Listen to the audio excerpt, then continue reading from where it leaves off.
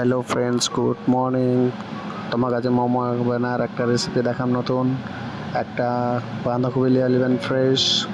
বাঁধাকপি কাটার চপিং করবেন ছোটো ছোটো করে।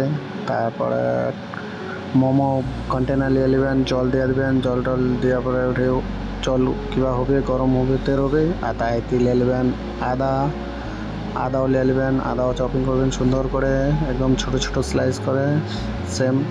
তারপর নিয়ে নেবো হচ্ছে আমরা পেঁয়াজ, অনিয়নও কাটা শুরু করবো ছোটো ছোটো করে। তারপরে নিয়ে নেবেন হচ্ছে একটা ম্যাগি মশলা। তারপরে হচ্ছে কোনো গুঁড়ো মশলা দিয়ে দিবেন।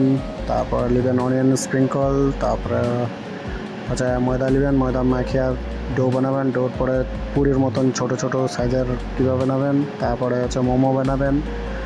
তারপরে মোমো একদম বসাই দিবেন। বসার পরে তারপরে হচ্ছে এখন থালি নেবেন। থালি নিয়ে খাওয়া শুরু করবেন। খাওয়ার পর একদম সেই টেস্টি লাগবে। Thank you for watching my channel.